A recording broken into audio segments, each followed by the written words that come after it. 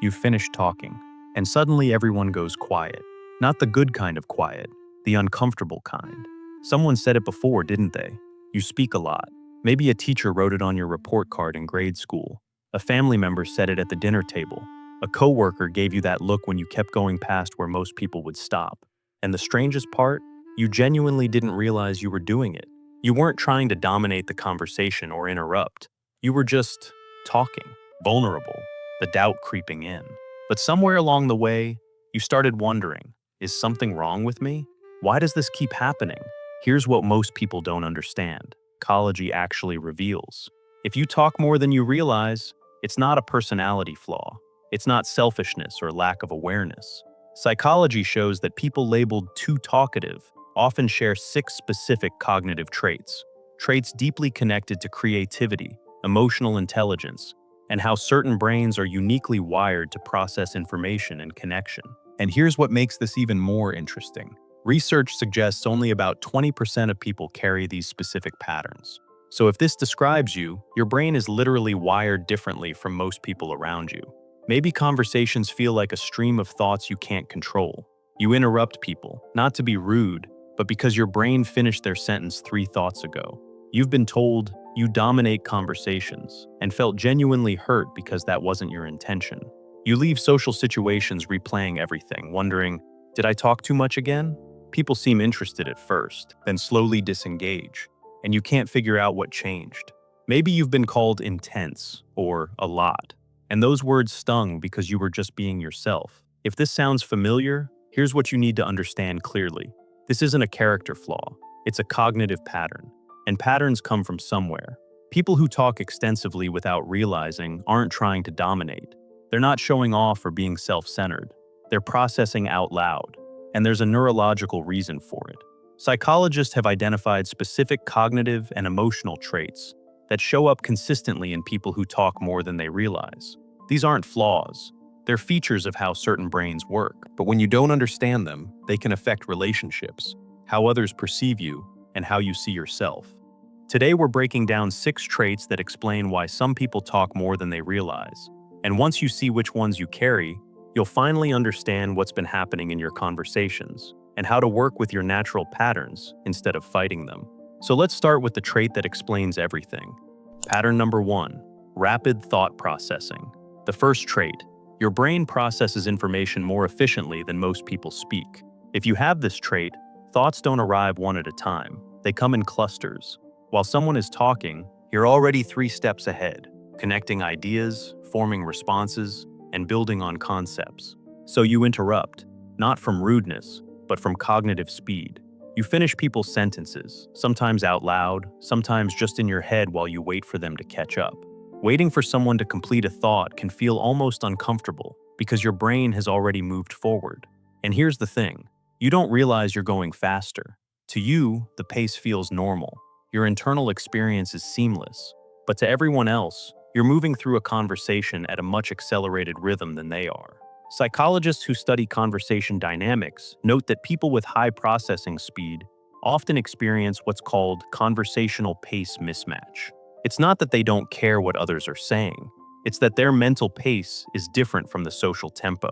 This is common in people with certain cognitive styles, high intelligence, or simply brains wired for rapid association. So when you talk over someone, you're not trying to silence them, you're trying to keep pace with your own thoughts. But without awareness, it can make others feel unheard. This isn't a flaw, it's cognitive speed. But without self-awareness, it can create communication challenges. Pattern number 2, external processing style. The second trait, you think by talking, not before talking. Some people are internal processors. They think silently, organize their thoughts, and then speak. Their words are the final product. But if you're an external processor, talking isn't just communication, it's how you think. You say, I'm just thinking out loud, constantly, because that's literally what you're doing. Verbalizing helps you organize, clarify, and understand your own mind. Internal reflection feels incomplete. You need to hear yourself speak to know what you actually think. You talk through problems, not after solving them. The challenge? Other people don't know you're processing. They assume you're delivering final thoughts. So when you keep talking, revising, circling back, and building on what you just said, they feel talked at, when really, you're working something out. This is why you might take up more speaking time without intending to. You're using speech as a cognitive tool, but to others, it looks like you won't stop talking. Research on cognitive styles shows that external processors genuinely need verbalization to complete their thought formation. It's functional, not performative. But here's the key. If you don't explain what you're doing, people misread your intention entirely. The solution is simple but powerful. I'm thinking out loud here. Let me know if I'm going too long. That one sentence changes everything. Pattern number 3, low self-monitoring. The third trait, your attention is focused outward, not inward.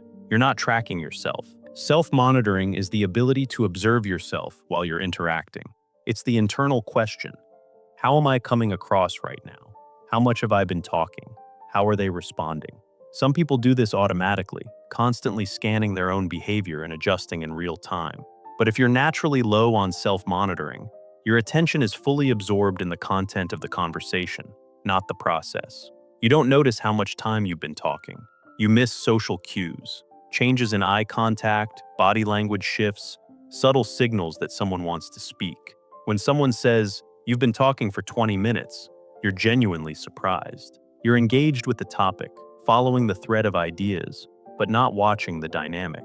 This trait is common in certain cognitive styles, particularly in people who focus intensely on content, but it also shows up in people with high enthusiasm, or simply brains that don't naturally split attention between content and self-observation. You're not ignoring cues on purpose. You're genuinely not seeing them because you're living inside the conversation, not observing it from outside. This doesn't make you inconsiderate. It makes you unself-conscious. And while that can feel freeing, it creates blind spots. The solution isn't to become hyper-aware of every small signal. It's to build one simple habit, the periodic check-in.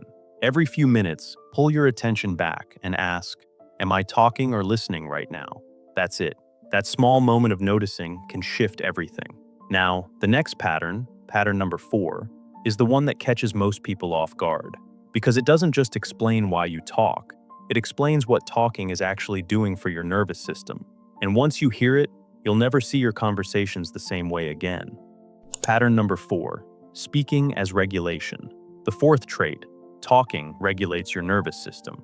Silence feels destabilizing. For some people, talking isn't just communication, it's emotional regulation. When you're feeling uncertain, stressed, or uncomfortable, talking soothes you. It fills space, creates predictability, and gives you something to manage. Silence, on the other hand, feels exposing, almost threatening. So you fill pauses automatically, without deciding to. You keep talking when others have stopped, because stopping feels more difficult. This often develops in environments where silence carried tension, where verbal expression kept you connected and visible, where filling space was how you maintained safety. Your early environment may have taught you that quiet moments felt heavy, that speaking up was how you stayed present, that words were how you managed uncertainty before you even understood what uncertainty was. So now, as an adult, your nervous system associates talking with comfort and silence with risk. You're not seeking attention, you're self-regulating. And recognizing that distinction changes everything. Because once you know talking is a regulatory tool, you can develop others. Breathing techniques, intentional pauses, movement, choosing to pause deliberately instead of reflexively filling space. You don't have to stop talking, you just need to notice why you're talking. Is it to connect, or is it to calm yourself? Both are valid, but only one of them serves the relationship. Pattern number 5, enthusiasm overflow. The fifth trait, when you're excited, you lose track of everything, including how much you're talking. Passion overrides awareness. When you love a topic, when you're genuinely engaged, when something interests you deeply, you don't just talk about it, you share extensively. You don't notice people trying to interject, don't track time, don't see engagement dropping. Because in that moment, passion captures your attention completely. This is brain chemistry in action. When you're enthusiastic, your brain releases feel-good chemicals. And those chemicals don't just feel good, they narrow focus. You become absorbed, intensely focused on what captivates you. The topic feels so important, so interesting, so alive that everything else fades. This is common in people with passionate personalities, people whose brains reward novelty and interest intensely. or anyone who experiences deep engagement with ideas. Your enthusiasm is genuine, not performative, but it can overwhelm others. Because while you're energized, they're waiting for a chance to speak or shift topics. And here's the challenging part. You assume sharing feels like connecting. You think if you're excited, they must be too. But passion isn't always mutual. Sometimes what energizes you exhausts others. Your excitement is beautiful, but without self-awareness, it becomes a one-way conversation instead of an exchange. The solution? Build in pause points. Train yourself to stop after sharing one point and ask, "Does that make sense?" Or, "What do you think?" Not because your enthusiasm is wrong, but because connection requires space for the other person too. Pattern number 6, conversational rhythm differences. The sixth trait, you don't naturally sense the back and forth rhythm of conversation. Conversation has a structure, a natural give and take flow. Most people intuitively feel when it's their turn to talk and when it's time to listen. They pick up on cues, pauses, body language, vocal tone shifts that signal turn taking. But if you process this differently, you don't perceive those beats as clearly. You're not ignoring them. You're genuinely not hearing them as obviously. So dialogue feels like continuous sharing to you, but you think you're engaging in an exchange. You don't naturally pause for others to respond. You don't sense the transition moment as clearly. You keep building, layering, adding, because to you, that's what dialogue is. But to others, it feels one-sided. This trait is common in people with certain cognitive styles, those who grew up without strong communication modeling, or people whose brains focus so intensely on content that they don't track structure as naturally. You're not being inconsiderate, you simply process this flow differently. And the good news? This pattern is learnable. Start by practicing one simple guideline. After you speak for about 30 seconds, stop, pause, and invite the other person in. Say, "But that's just my take. What do you think?" Or, "Anyway, that's my perspective. What's your experience with this?" You're not cutting yourself off, you're creating an opening. And that opening is what turns a monologue into an exchange. So if you talk more than you realize, here's what's actually happening. You likely carry one or more of these 6 patterns. Rapid thought processing. Your brain moves faster than typical conversation pace. External processing style. You think by talking, not before talking. Low self-monitoring. Your attention is on the topic, not on tracking yourself. Speaking as regulation. Talking calms you. Silence feels uncomfortable. Enthusiasm overflows. Excitement captures your awareness completely. Conversational rhythm differences. You don't sense the give and take as naturally. These aren't flaws, they're features of how your brain works. But without awareness, they create unintended effects. People start maintaining more distance, not because they dislike you, but because they feel they can't contribute. Relationships feel one-sided. You talk, they listen, but connection doesn't deepen. You're perceived as self-focused, even when you're genuinely interested in others. You replay conversations with discomfort, wondering why people pulled away.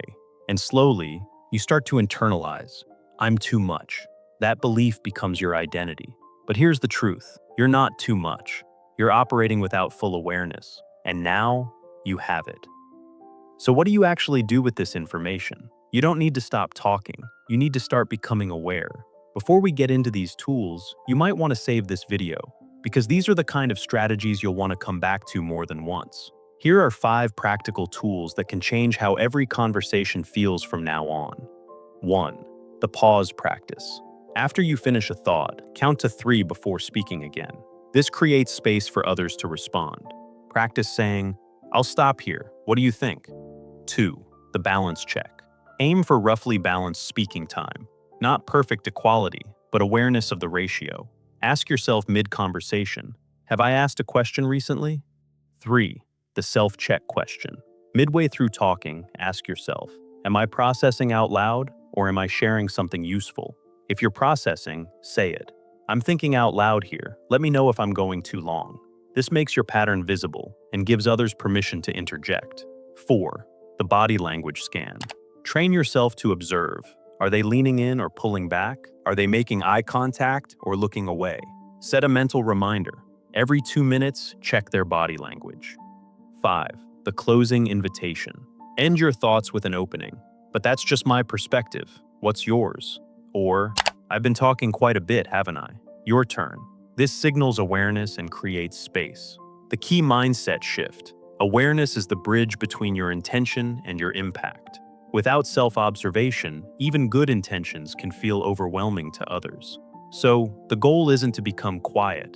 The goal is to become conscious, to create space for others, to let your talking be a bridge, not a barrier. If you talk more than you realize, you're not flawed. You carry traits that make your brain move quickly, process externally, or regulate through speech. And those traits aren't wrong, they're just intense. The path forward isn't about diminishing yourself, it's about awareness. When you interrupt, when you fill silence, when enthusiasm becomes one-way sharing, these are the moments to pause and choose differently. And once you see these patterns, you can choose. You can pause. You can invite. You can make space. Not because you're too much, but because connection requires room for two. Which of these 6 patterns describes you most? Drop a number 1 through 6 in the comments. Tell me which one resonates most strongly with your experience. Because you're not alone in this. Many people carry these patterns. And understanding them doesn't make them disappear, but it makes them make sense. You're not too much. You're developing awareness. And that changes everything. And if this video resonated with you, subscribe to Unfelt and press the bell icon. You'll want to see what's coming next. We're exploring. People who overthink text messages before sending have 6 rare traits. I'll see you there.